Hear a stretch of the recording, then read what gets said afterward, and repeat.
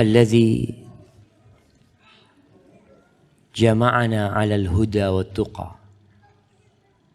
Segala puji bagi Allah Jalla Jalaluh yang mengumpulkan kita di atas petunjuk dan ketakwaan kepada-Nya. Tatkala semua perkumpulan, tatkala semua persahabatan, tatkala semua hubungan yang tidak dibangun di atas ketakwaan akan menjadi permusuhan. Hanya orang-orang yang berkumpul karena Allah, hanya orang-orang yang saling mengasihi karena Allah, yang hubungan mereka akan kekal dan abadi. Allah mengatakan al-akhilla yawma idzin ba'duhum li ba'din adu illa al-muttaqin.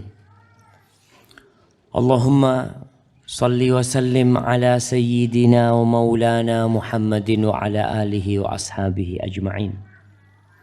Amma ba'd. Jamaah rahimakumullah. Yang pertama, ana mohon maaf karena keterlambatan ini sehingga membuat antum harus lebih banyak pahalanya, harus menanti lebih lama di tempat ini. Tapi begitulah kehidupan ini jamaah. Allah mengatakan inna kulla syai'in khalaqnahu biqadar. Segala sesuatu tuh Allah ciptakan sudah ada kadarnya, ada ketentuannya. Tidak semua yang kita inginkan dapat kita raih. Tidak semua yang kita mauin itu terwujudkan. Tapi yang terjadi sejatinya adalah kehendak Allah Jalla Jalaluh. Malam hari ini ada satu hal yang ingin Ana sampaikan. Berkaitan dengan masalah buruknya akhlak sebagian umat Islam. Yang diremehkan. Khususnya buat orang-orang yang udah pada ngaji. Padahal kalau kita lihat kedudukan akhlak dalam agama kita ini sangatlah tinggi. Masya Allah, Afwan, Mustafa itu sholat nggak ngadep kiblat, kiblatnya sebelah sana.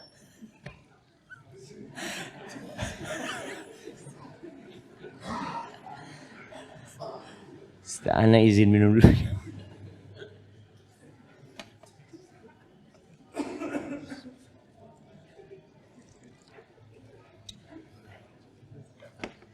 Karena memang ini termasuk hal yang aneh Masjid Nidaul Fitra ini jamaah.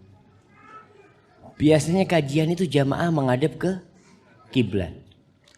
Kalau di Masjid Nabawi yang ngadep ke kiblat itu syekhnya. Ustadznya menghadap ke kiblat. Di Nidaul Fitra nggak ikut Masjid Nabawi, nggak ikut masjid yang umum. Jadi ya enggak tahu lah, mungkin harus diluruskan. Awan, kembali kepada masalah akhlak. Kedudukan akhlak dalam agama kita ini jamaah sangat tinggi sekali. Bahkan keimanan kita itu dapat diukur dari akhlak. Bukan dari banyaknya sholat.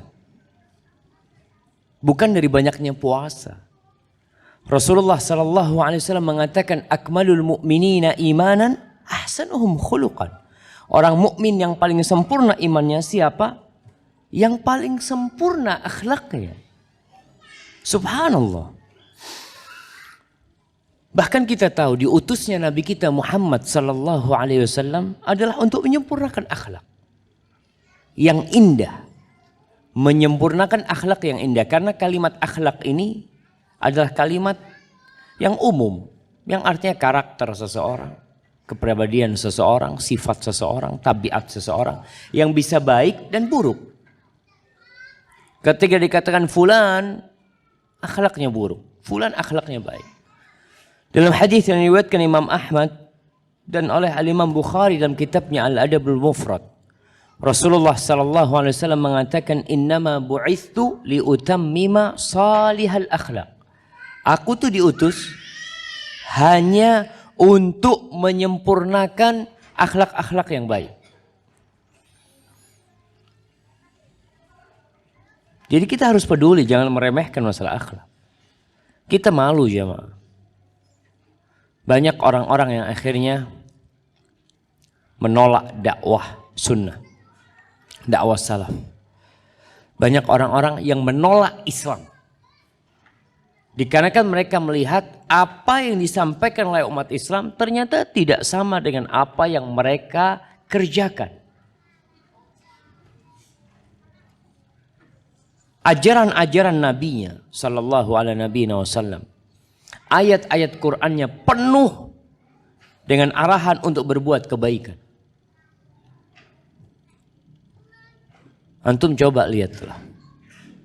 Khudhil afwa wa'mur bil urfi wa'arid anil jahilin. Ambil maaf sebagai jalan hidup menghadapi segala masalah. Tapi banyak orang yang tidak pandai memaafkan. Antum kalau baca surah Al-Hujurat, bagaimana arahan-arahan Allah untuk berakhlak mulia. Allah mengatakan, ya ayyuhalladzina amanu ijtanibu katsiran minadh-dhann inna ba'dadh-dhanni itsm. Wahai orang-orang yang beriman, jauhilah dari berprasangka. Kebanyakan prasangka itu dosa, sebagian prasangka itu dosa. Ada banyak arahan dalam Al-Quranul Karim. Tapi kenyataannya kita nih umat Islam kadangkala tidak mewujudkannya dalam kehidupan. Kita hafal hadisnya, kita hafal ayatnya. Bahkan kita sering duduk mendengar ustadz menyampaikan. Tapi kita nggak berubah. Padahal seharusnya ilmu itu merubah perilaku seseorang. Seharusnya. Makanya Allah tuh mengutus nabinya buat kita. Untuk apa? Allah katakan, yatlu alaihim ayatihi wa yuzakkihim wa yuallimuhumul kitab wal hikmah. Yatlu alaihim ayatihi, membacakan kepada mereka ayat-ayat Allah dan menyucikan mereka. Menyucikan apa? Menyucikan jiwanya, menyucikan perilakunya sehingga menjadi orang yang mulia.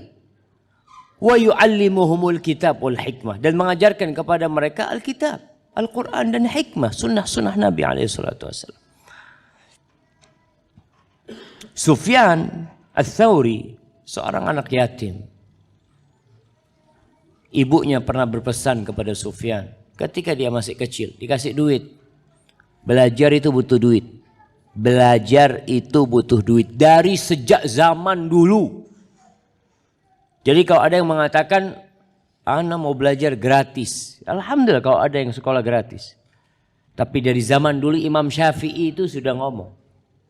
Lan tanalul ilma illa bisitta. Engkau tidak akan dapat ilmu kecuali dengan 6 hal. Salah satunya dirham, uang. Atau bulghah. Sesuatu yang bisa mengantarkan engkau menuntut ilmu. Imam Syafi'i itu belajar sama gurunya. Banyak gurunya Imam Syafi'i. Dia nggak punya duit, anak yatim. Apa yang dilakukan oleh Imam Syafi'i? Kalau gurunya pergi, dia yang menggantikan. Itu sebagai bayaran dia buat guru. Bayar sama mereka. Maka di sini ibunda Sufyan Ats-Tsauri memberikan kepada putranya Sufyan 10 darahim, 10 dirham. 10 dirham ini di masa itu cukup untuk beli 1 ekor kambing. Apa kata ibunya? Khudh hadhi 10 darahim. Ambil nih 10 dirham. Wa ta'allam biha 10 ahadits. Engkau belajar dengan 10 dirham itu 10 hadis. Berarti 1 hadis berapa dirham? 1 dirham. Mahal ilmu itu jemaah.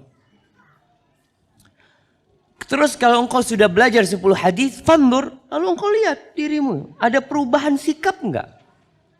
Kalau engkau lihat cara jalanmu berubah, cara dudukmu berubah, gaya ngomongnya berubah, maka lanjutkan kalau nuntut ilmu. Tapi kalau enggak, berhenti aja nuntut ilmu. Fa ini akhsha an takuna wabalan alaik. Aku takut tuh ilmu hadis-hadis yang kau pelajari nanti jadi petaka buat engkau.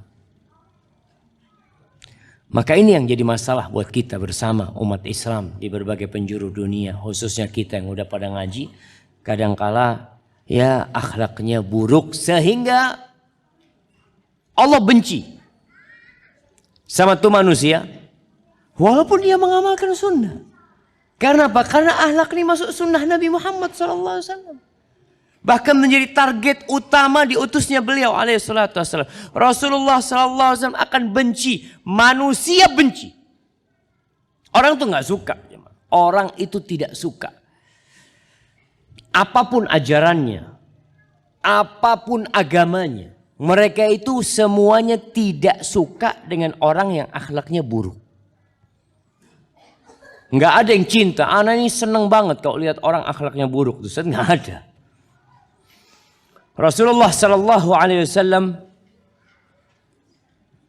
bersabda dalam hadis yang diriwayatkan Imam Ahmad dan disahihkan oleh Syekh Albani rahmatullah alaih, beliau mengatakan, wa inna abghadakum ilayya wa ab'adakum minni fil akhirah aswa'ukum akhlaqan. Termasuk orang yang paling aku benci, kata Nabi. Paling abghad itu orang yang udah paling dibenci oleh Rasulullah SAW. Dan paling jauh dari aku pada hari kiamat nanti di akhirat, yang paling buruk akhlaknya. Bayangkan jemaah, bicara akhlak Nabi SAW bicara tentang muamalah sama orang lain. Bagaimana kita hidup bergaul dengan orang lain. Ini nih, orang yang paling dekat sama Nabi SAW itu yang paling baik akhlaknya. Bukan yang paling banyak sholatnya. Kata Nabi SAW, inna min ahabbikum ilayya wa aqrabikum minni majlisan yawmal qiyamah ahasinakum akhlaqan. Termasuk orang yang paling aku cintai, yang paling dekat duduknya sama aku pada hari kiamat nanti, dia akan dekat sama Nabi SAW di surganya. Siapa yang paling baik akhlaknya? Paling baik akhlaknya siapa? Allahu Akbar. Kata Nabi SAW, ana za'imun bi baitin fi a'lal jannah liman hasuna khuluquhu. Aku menjaminkan sebuah rumah di surga yang paling tinggi, Firdaus. Buat siapa? Buat yang akhlaknya baik. Ahibati fillah, Al-Akhnaf ibn Qais pernah mengatakan, ala ukhbirukum bi adwa idda. Ini disebutkan oleh Ibnu Abi Dunya. Kalian mau nggak aku kasih tahu adwa udda? Adwa udda ini penyakit yang paling berbahaya. Penyakit yang paling akut lah. Qalu bala, kata mereka ya mau. Apa penyakit itu? Qala al-khuluqud dani wal lisanul badhi. Kata dia, penyakit yang paling menakutkan, yang paling mematikan itu adalah akhlak yang rendahan dan lisan yang kotor. Jangan dianggap remeh. Urusan lisan ini urusan akhlak juga sebenarnya. Cara ngomongnya orang, cara berbicaranya orang. Mu'ad bin Jabal ketika dikasih tahu sama Nabi alaihi salatu wassalam dengan perkara atau amalan yang bisa mengumpulkan semuanya buat dirimu. Selamat engkau insyaallah. Nabi alaihi salatu wassalam akhadha bilisani, beliau ambil lisannya. Kuffa alaika, engkau jaga lisanmu nih. Lalu Mu'ad bertanya, ya Rasulullah, wa inna la mu'akhadhuna bima natakallamu bihi. Apakah kita akan mendapatkan sanksi hukuman dengan apa yang kita bicarakan? Lalu Nabi SAW mengatakan kepada Mu'ad, thakilatka ummuka ya Mu'ad, wa hal yakubun nas fin nari ala manakhirihim au ala wujuhihim illa hasaidu alsinat. Itu orang-orang yang tersungkul dalam api neraka. Di wajah mereka, hidung mereka. Kenapa? Ngomongnya nggak benar. Bicaranya nggak baik. Dan sebagian ulama mengatakan man sa'a khuluquhu dhaqa rizquh. Barang siapa Yang buruk akhlaknya, sempit rizkinya. Jadi kalau ada ikhwan-ikhwan yang ngaji susah hidupnya, coba. Mungkin gara-gara akhlak buruk. Perilakumu yang buruk. Sebagian ulama mengatakan al-hasanul khuluq min nafsihi firaha. Orang yang akhlaknya baik itu hidupnya nyaman. Menghadapi dirinya sendiri dia nyaman. Wan nasu minhu fi salama. Orang-orang selamat dari godaan dia, dari gangguan dia. Wasayyi'ul khuluq an-nasu minhu fi bala. Orang yang akhlaknya buruk, orang kampung itu dapat bala dengan datangnya antum. Kedatangan antum, keberadaan antum di tempat itu bala buat mereka. Bahkan yang ada pada diri mereka, kapan antum meninggalkan kampung tersebut. Wa huwa min nafsihi fi ana. Dia pun orang yang akhlaknya buruk capek menghadapi dirinya sendiri. Ketika Nabi SAW menyebutkan al-muslim, manil muslim? Al-muslim man salim al-muslimun min lisanihi wa yadihi. Orang Islam tuh yang orang lain selamat dari diri dia. Dari lisannya, dari tangannya. Nggak pernah dia berucap ucapan yang menyakitin hati orang. Dan tidak pula dia mengganggu orang dengan tangannya. Sebuah bangsa jemaah, negeri ini bisa hancur gara-gara akhlak buruk. Ketika umat Islam yang ada di negeri ini tidak memperbaiki diri, berusaha untuk santun, untuk sopan dengan belajar. Karena akhlak ini dipelajarin kemudian diamalkan. Kita alhamdulillah udah belajar. Dan insya Allah dengan belajarnya kita jadi faham dan ngerti mana yang baik dan mana yang buruk. Mana yang mulia dan mana yang hina. Mana akhlak rendahan, mana akhlak yang tinggi dan dicintai. Dan luhur akhlak. Kita udah belajar. Orang kalau akhlaknya buruk.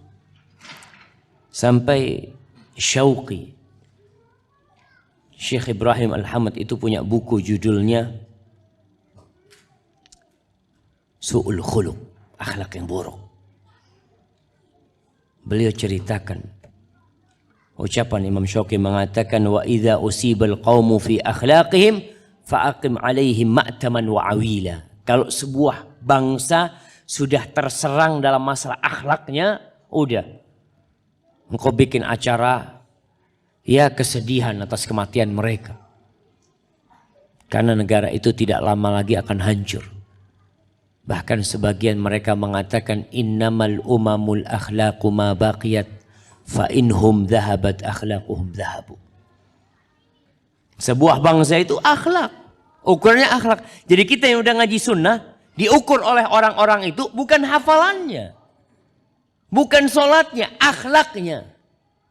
Itu yang akan jadi tolak ukur buat manusia ketika melihat kita. Oh, itu orang-orang yang ngaji di Nidaul Fitrah. Na'udzubillah. Na'udzubillah. Kenapa na'udzubillah? Kalau ilmunya kayak gini. Dalilnya kayak gini nih. Tapi akhlaknya na'udzubillah. Ini contoh jamaah. Bukan anak ngomongin antum yang di sini. Tapi itu yang ada dalam pandangan masyarakat. Sebuah bangsa akhlaknya buruk, orang tidak menganggap umat itu ada. Kita pun gak akan dianggap orang baik di masyarakat. Karena nampak kita nih kadangkala ya di masyarakat, di pergaulan kita, di tempat kerja kita, di kantor kita. Kita tidak menunjukkan sebuah kepribadian muslim yang mengikuti sunnah. Yang ada hanya penampilan yang sesuai dengan sunnah. Nah, kita menjaga penampilan yang sesuai dengan sunnah. Tapi harus dibarengin dengan akhlak yang mulia. Simak hadis yang diriwayatkan Ibnu Majah dari Ibnu Abbas radhiyallahu anhuma. Semoga Allah meridai Ibnu Abbas dan ayahnya.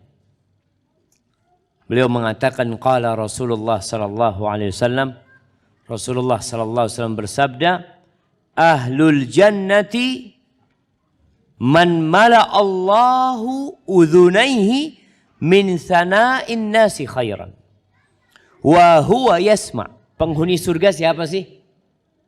Siapa penghuni surga? Disebutkan di sini sama Nabi SAW, dia adalah orang yang telinganya Allah penuhi dengan pujian-pujian baik dari manusia. Dalam kondisi orang ini mendengar. Dia masih hidup. Dia dipuji oleh masyarakat. Jadi Allah penuhi telinga dengan pujian orang ini orang baik, orang soleh, Masya Allah. Itu ahlul jannah. Bukan berarti dia berharap pujian, bukan. Karena pujian sejatinya ketika Nabi SAW ditanya, bagaimana dengan seorang mukmin yang beramal kemudian dia dipuji? Apa kata Nabi SAW? Dzaka ajilu busyral mu'min. Itu adalah kabar gembira orang beriman yang disegerakan di muka bumi ini. Sebelum mati, dia mendengar pujian orang. Tapi dia bukan berharap pujian. Ingat. Itu ahlul jannah. Allah yang menuhin telinga dia dengan ucapan-ucapan manusia. Pujian-pujian orang kepada dia. Wa ahlun nar. Adapun penghuni neraka. Man mala'a udhunaihi min sana'in nasi syarran. Wa huwa yasma'. Orang yang dipenuhi telinganya dengan hujatan-hujatan dari masyarakat, dari manusia. Dipenuhi telinganya. Orang gak suka sama dia. Fulan kayak gini, fulan kayak gini. Dalam kondisi dia hidup dan dia dengar. Itu ahlun nar. Maka jangan sampai kita hidup di muka bumi ini penuh celaan manusia kepada kita dalam urusan akhlak kita khususnya. Dan kita diam aja gak mau berubah. Jamaah, Abu Hazim Salamah ibn Dinar rahimahullahu ta'ala, dia menyebutkan kesengsaraan yang dibawa oleh orang yang akhlaknya buruk.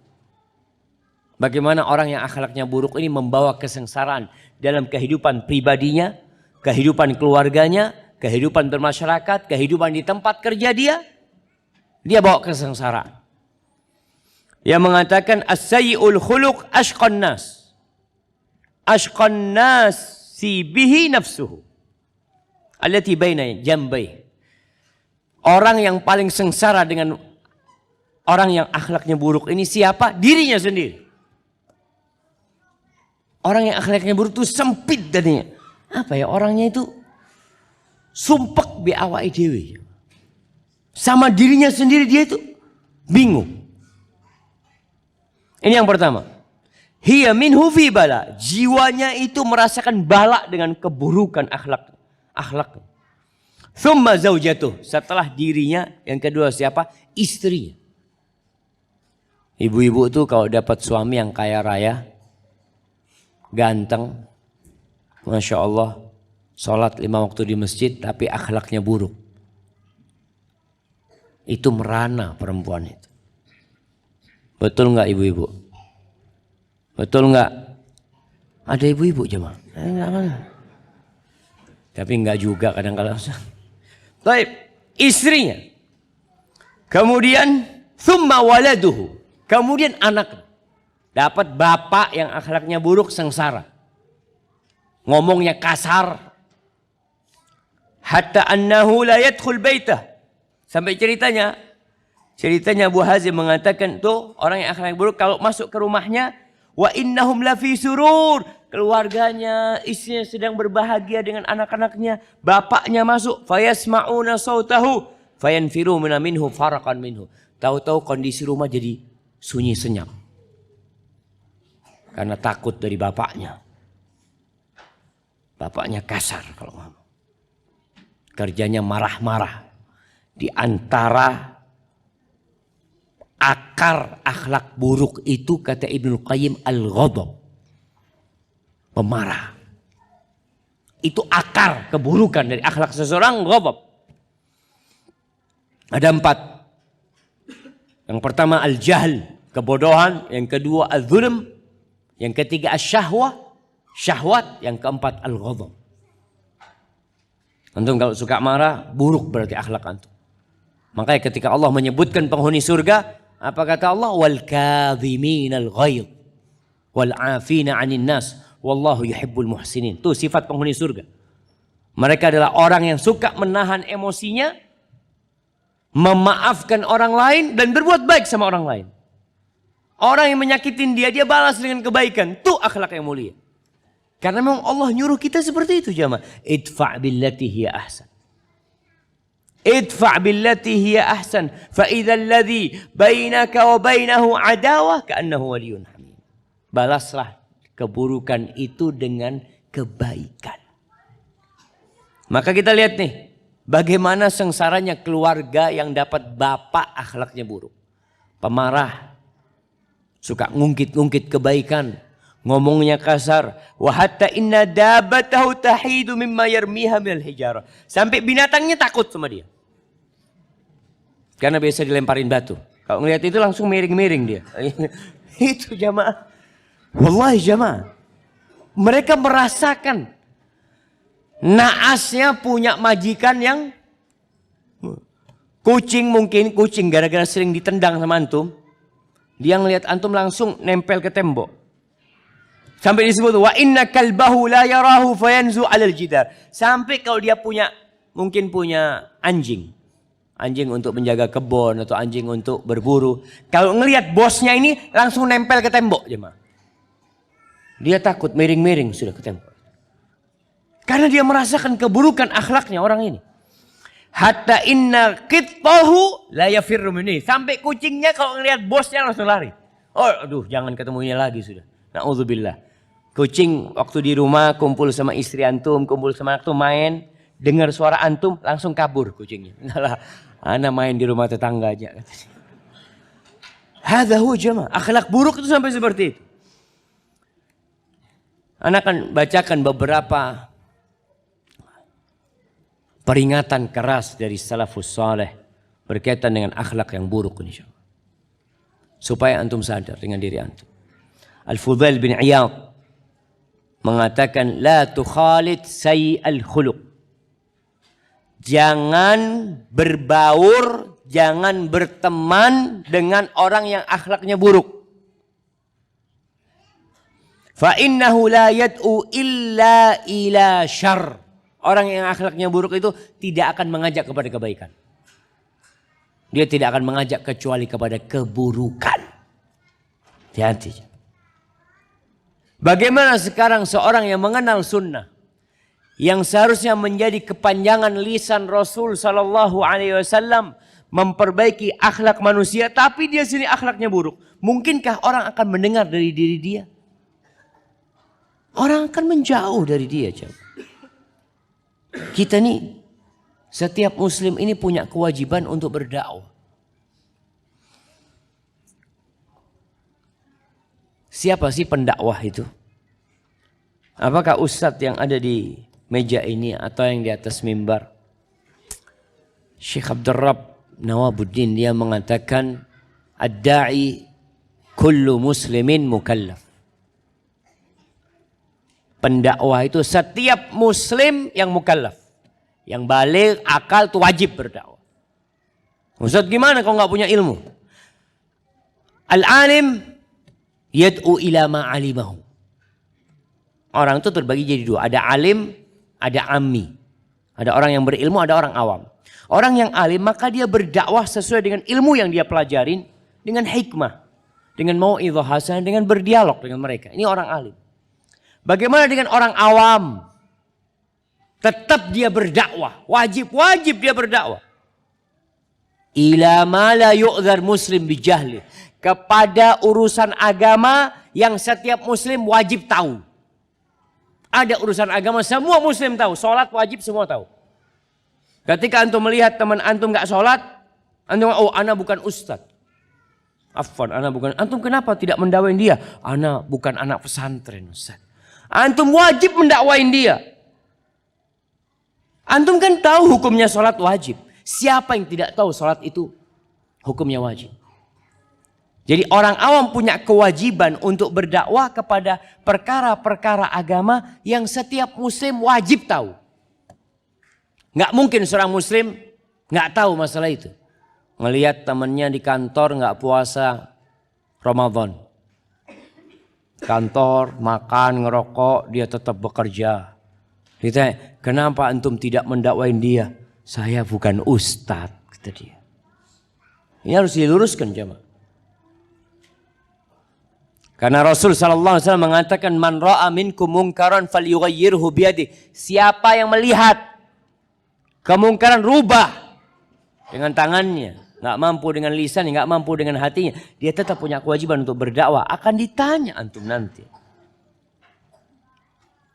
Maka ingat, kata Fudail bin Iyad, orang yang akhlaknya, gimana antum akan berdakwah? Gimana orang mau dengar dari antum kalau antum buruk akhlaknya? Sedangkan Fudail mengatakan dia tidak akan mengajak kecuali kepada keburukan. Antum mengajak kepada kebaikan, orang sudah berpandangan buruk kepada antum. Dan Fudail juga mengatakan la ayyashabani fajirun. Allahu Akbar, ini ucapan jamaah. Anak kalau baca ini hati anak kayak disayat-sayat jemaah. Dia mengatakan la ayyashabani fajirun hasanul khuluq ahabbu ilayya min ayyashabani abidun sayyi'ul khuluq. Aku ditemanin sama orang jahat, bukan orang ahli ibadah, orang banyak dosa, tapi akhlaknya baik. Itu lebih aku cintai daripada aku ditemanin sama orang yang ahli ibadah tapi akhlaknya buruk. Antum supaya lihat bagaimana pandangan manusia. Orang tuh anak sering sampaikan kepada mahasiswa, kepada murid-murid kita di STDI, anak sampaikan kepada mereka karena anak ngajar mata kuliah akhlak Islamiyah. Anak sampaikan orang-orang itu tidak akan pernah tanya kepada antum berapa nilai antum dalam pelajaran akhlak. Nggak akan tanya. Mereka tidak akan tanya antum kumlot atau tidak kumlot. Mereka akan melihat, memandang, merasakan akhlak antum. Itu yang mereka lihat. Maka ucapan alim ulama Fudail bin Iyad ditemenin sama orang yang mungkin banyak dosanya bukan ahli ibadah, tapi akhlaknya baik, itu lebih dia cintai daripada berteman dengan orang yang ahli ibadah tapi akhlaknya buruk. Kenapa? Karena dia akan mengajak kepada keburukan. Antum akan terpengaruh dengan akhlak buruk dia. Gara-gara kumpul orang ngomongnya kasar, ngomongnya kotor, antum pulang kotor ngomongan antum. Hasan Al-Basri mengatakan man sa'a khuluquhu adzaba nafsah. Barang siapa yang akhlaknya buruk, dia sedang mengazab dirinya sendiri. Azab jemaah. Seperti akhlak buruk orang yang bakhil. Kalau ada di antara antum yang bakhil, pelit, azab buat antum. Rasulullah SAW menyamakan orang yang bakhil dengan orang yang ahli sedekah. Itu seperti orang yang pakai baju besi. Dari dadanya sampai ke lehernya. Pakai baju besi. Ketika dia bersedekah, baju besi itu akan semakin melebar. Melebar sampai menutupi tubuhnya semua. Sehingga ketika dia berperang, dia selamat. Karena baju besinya menutupi segala tubuh dia. Dia hidupnya akan damai. Tenang jemaah. Tapi orang yang bakhil, yang pelit, rasa pelit dia itu akan membuat baju besi ini semakin sempit. Baju besi itu ada halaqah, ada yang kumpulan dari apa ya? Kumpulan dari besi yang seperti cincin-cincin itu. Apa? Rantai. Ring. Iyalah, ring lah. Ring ini ya. Jadi setiap dia itu malas mengeluarkan hartanya, cinta sama hartanya, baju besi itu semakin menyempit kepada dia sehingga dia susah bernafas. Makanya katanya Hasan Al-Basri, man sa'a khuluquhu adzaba nafsah. Barang siapa yang akhlaknya buruk, dia sedang mengazab dirinya sendiri. Wa qala Yahya bin Mu'ad, su'ul khuluq sayyi'atun. Akhlak yang buruk itu sebuah dosa, la tanfa' ma'aha kathratul hasanat. Enggak berguna dengannya banyaknya kebaikan orang itu. Orang yang akhlaknya buruk, dia akhlak buruk ini dosa. Kebaikan antum yang banyak nggak seimbang dengan dosa antum ini, dengan buruknya akhlaknya. Wa husnul khuluq hasanah, dan akhlak yang baik itu satu kebaikan. La tadurru ma'aha kathratus sayyi'at. Banyaknya dosa nggak akan membahayakan dia. Kok bisa jamaah? Orang akhlaknya baik tapi banyak dosanya, selamat insya Allah. Orang akhlaknya buruk tapi banyak kebaikannya, bisa jadi nggak selamat. Kenapa? Yang paling berat di timbangan itu apa? Husnul khuluq. Athqalu ma fil mizan husnul khuluq. Yang paling berat di timbangan itu adalah akhlak yang mulia. Sehingga antum bisa bayangin ketika Nabi Muhammad SAW ditanya tentang seorang wanita. Ini wanita ya Rasulullah SAW, taqumul lail, sholat malam. Bukan yang wajib aja, sholat malam dia. Tasumun nahar, puasa sunnah, ahli ibadah. Wa tatasaddaq, suka sedekah. Walakinnaha salitah, tapi pedes kalau ngomong. Tu'dhi jiranaha. Ibu nih, ini perempuan nih, contohnya. Pedes kalau ngomong, suka menyakitin tetangganya. Apa kata Nabi Muhammad SAW? La khaira fiha.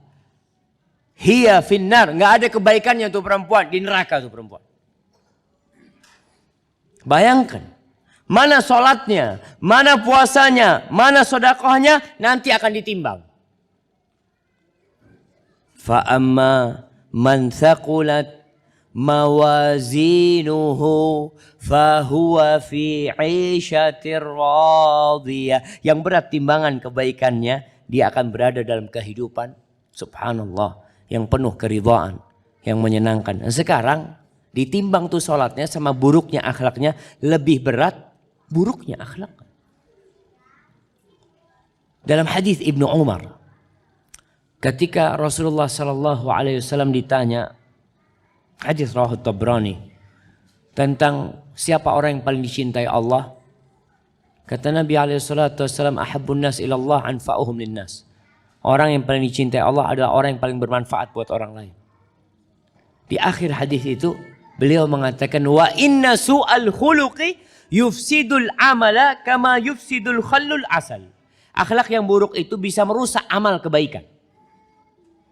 Seperti dirusaknya madu sama cuka. Jadi madu kalau dicampur cuka, habis sudah rasa madunya. Kebaikannya itu hilang. Dan yang terakhir, bagaimana kemudian kita memperbaiki akhlak kita?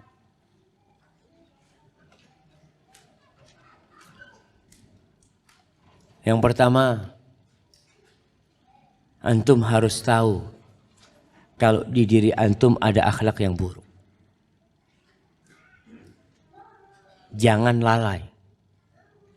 Jangan sok suci. Jangan sok baik. Kita tuh nggak akan bisa memperbaiki diri kita kecuali kita tahu di diri kita ini ada nggak benar. Terus dari mana kita tahu bahwa di diri kita ini ada nggak benar? Dengan 4 hal. Yang pertama, datang ke seorang guru, ke seorang syekh, ustadz, yang dia faham dengan penyakit-penyakit hati. Dia tahu dengan akhlak buruk dan akhlak yang baik. Antum datang sama dia, ngobrol sama dia. Orang tuh akan kelihatan antum nih sombong, antum nih, cara ngomongnya orang itu bisa dilihat. Maka semoga itu guru bisa memperbaiki antum. Yang kedua, kalau cara itu antum nggak dapat, ana nggak bisa dekat sama ustadz. Di kampung ana nggak ada ustadz. Sulit ana belajar sama ustadz, duduk sama ustadz, apalagi ustadznya sibuk semuanya. Gimana caranya? Cara yang kedua, antum cari teman dan jadikan dia pengawas buat antum. Pengawas. Katakan, mulai saat ini ana minta antum ngawasin ana. Kalau antum lihat ada yang kurang tepat di diri ana, tolong diluruskan. Tolong dikasih tahu. Dan antum terus terang ngomong sama sahibnya. Sampaikan. Kenapa? Karena antum ingin lebih baik. Kalau sohib juga nggak ada. Wallahi sohib semua kepentingan Ustaz. Nggak ada sohib yang jujur, yang benar, aduh semuanya. Anak ada fulus pada datang, ada fulus kabur semuanya. Oke. Yang ketiga, antum jangan cari musuh. Tapi ada orang yang nggak suka sama antum. Betul nggak jemaah? Apa semua orang suka sama antum? Ana yakin. Ada banyak orang yang gak suka sama kita. Rasulullah SAW orang termulia. Orang terbaik. Ternyata beliau banyak yang membencinya. Apalagi kayak kita. Maka tadi yang kedua cari sohib. Kalau gak nemu sohib, yaitu orang yang gak suka sama antum. Antum dengarkan omongan-omongan dia yang berkaitan dengan diri antum. Biasanya orang yang gak suka itu akan mengkritisi antum. Yang baik buat antum, buat dia buruk. Apalagi yang buruk. Maka manfaatkan. Umar bin Khattab radhiyallahu taala anhu mengatakan rahimallahu mura'an ahda ilayya uyubi. Semoga Allah merahmati seorang hamba yang menghadiahkan kepada aku aib-aibku, kekurangan-kekuranganku. Itu didoakan kebaikan sama Umar. Kalau ada orang gak suka sama antum, kemudian dia mencela antum, ngomongin antum, gak ada baiknya dari antum ambil ucapan dia. Antum jadikan bahan untuk memperbaiki diri. Sampai ada yang mengatakan, "Idza ramakan nas bil hijarah, fajma' tilkal hijarah, wabni biha sullaman nahwan najah." Kalau ada orang melemparin kau dengan batu, kumpulkan batu itu, jangan dibalikin. Kumpulin batu itu, antum tata batu itu. Antum tata, bikin anak tangga menuju kesuksesan antum. Jangan marah. Rasulullah SAW gak pernah balas dicaci maki sama orang. Gak pernah balas beliau. Dibiarin. Ada yang mengatakan majnun kepada Nabi SAW. Apakah Nabi balas? Enggak. Kumpulkan sudah, orang mengatakan apa, perbaikin diri. Kalau nggak dapat, yang pertama guru nggak dapat, sohib nggak dapat, musuh nggak dapat, orang nggak suka sama antum nggak dapat. Tapi anda nggak yakin, mesti dapat lah antum. Jangan sok suci antum. Jangan sok orang baik. Oh satu kampung suka sama anda Ustaz, alhamdulillah. Anda kalau jalan kampung itu karpet merah Ustaz. Semua orang enggak lah. Yang keempat, antum perlu bergaul sama manusia. Jangan menutup diri.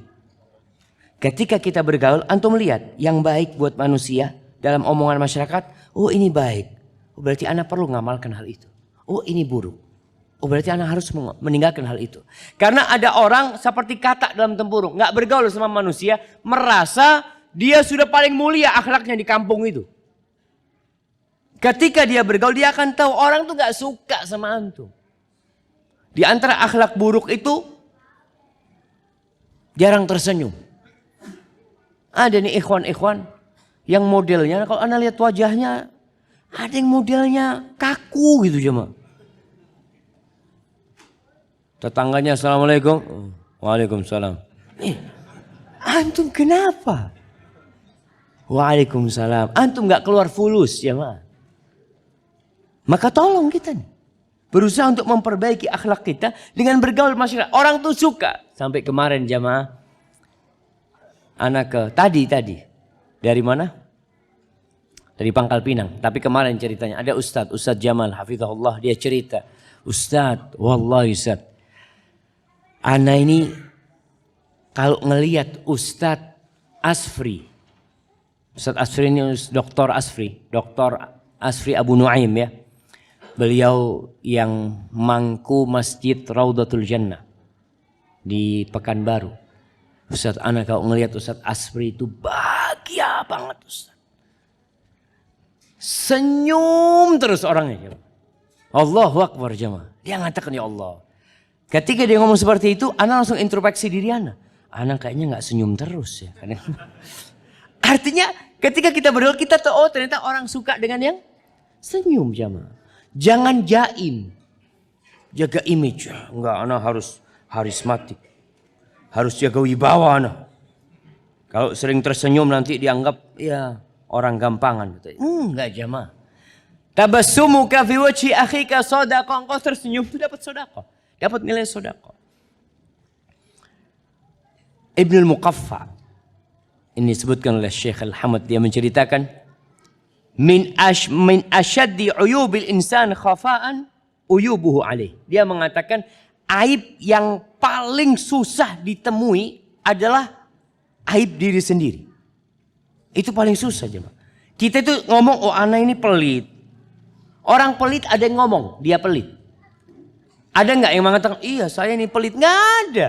Apa kata dia? Anak ini Ustaz, orangnya kalau bahasa Arabnya iktisadi, anak ini hemat Ustaz. Anak berpikir masa depan. Anak, oh iya. Nggak ada yang ngomong saya memang pelit Pak Ustaz. Nggak ada yang kayak gitu jemaah. Tapi kalau suruh nilai orang pinter dia. Nilai diri sendiri nggak bisa. Fa inna man khafiya alaihi aibuh khafiyat alaihi mahasinu ghairi.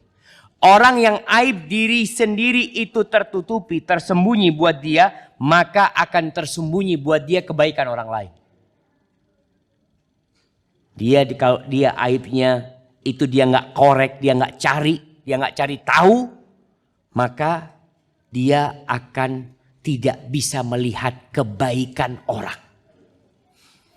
Wa man khafiya alaihi aibu nafsihi wa mahasinu ghairi. Barang siapa yang aib dirinya tersembunyi dan kebaikan orang lain tersembunyi, fala yuqli an aibihi alladzi la ya'rif. Maka mana mungkin dia akan meninggalkan kekurangan dirinya, sedangkan dia nggak tahu kalau dirinya kurang. Nggak mungkin. Karena dia merasa baik. Dia akan mempertahankan dirinya karena sudah merasa sempurna. Wala yanala mahasina ghairihi allati la yubsir abadan. Dan dia nggak akan mungkin bisa melihat kebaikan orang lain. Karena dia memang tidak melihat ada kebaikan di diri orang lain. Maka jamaah, saatnya kita yang udah belajar untuk mencari kekurangan diri kita. Antum datang ke Ustaz. Ada Ustaz Fakhri, antum datang. Duduk, Ustaz, tolong Ustaz. Banyak Ustaz-Ustaz di Darul Fitnah, antum duduk sama dia, minta nasihat. Kemudian banyak berdoa. Ada sebuah doa yang diajarkan oleh Nabi SAW yang banyak di antara kita mungkin mudah-mudahan sudah hafal. Tapi lupa mungkin membacanya. Rasulullah SAW yang Allah sifati wa innaka la'ala khuluqin azim.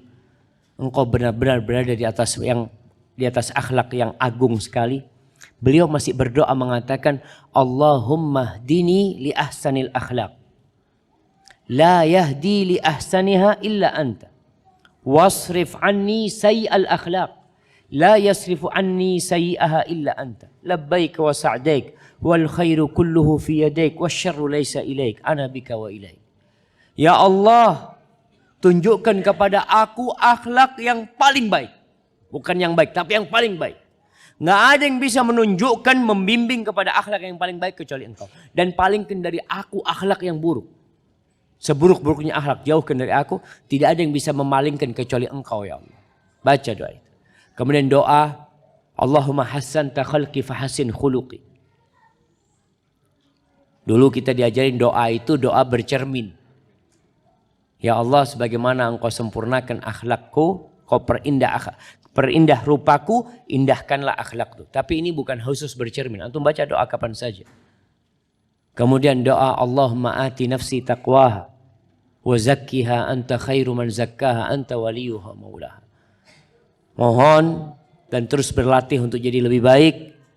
InsyaAllah semoga apa yang dijanjikan oleh Nabi kita Muhammad SAW kita dapatkan. Yaitu bersama Nabi di surga, di tempat yang paling tinggi. Ada rumah yang telah menanti orang-orang yang akhlaknya baik. Hadza wallahu a'lam bishawab. Mengingatkan kembali tentang tadi bahwasanya Nidaul Fitrah sedang hendak membebaskan lahan ya. Alhamdulillah sudah terkumpul dan cuma masih banyak kurangnya jamaah. Di antara akhlak yang mulia adalah banyak-banyak bersedekah. Ketika antum punya kelebihan harta, nggak harus lebih jamaah. Nggak harus lebih. Para sahabat itu bersedekah bukan karena lebih hartanya. Bahkan mereka bersedekah dalam kondisi mereka tidak punya yang mereka makan. Allah mengatakan tentang mereka, wa yu'thiruna ala anfusihim walau kana bihim khasasah. Mereka lebih mengutamakan orang lain walaupun dirinya sedang butuh. Wa man yuqa syuhha nafsihi faulaika humul muflihun. Barang siapa yang dijaga dari kepelitan dirinya, maka adalah orang-orang yang sukses. Hadza wallahu a'lam bissawab. Allahumma ihdina li ahsan akhlaq la yahdi li ahsaniha illa anta wasrif 'anna sayyi'al akhlaq la yasrifu 'anna sayyi'aha illa anta labbaik wa sa'daik wal khairu kulluhu fi yadaik wasyarru laysa ilaik ana bika wa ilaik wa sallallahu ala nabiyyina Muhammadin wa ala alihi washabihi wasallam. Ana mohon maaf karena harus berhenti ya maaf. Subhanakallahumma wa bihamdika asyhadu an la ilaha illa anta astaghfiruka wa atubu ilaik. Wassalamualaikum warahmatullahi wabarakatuh.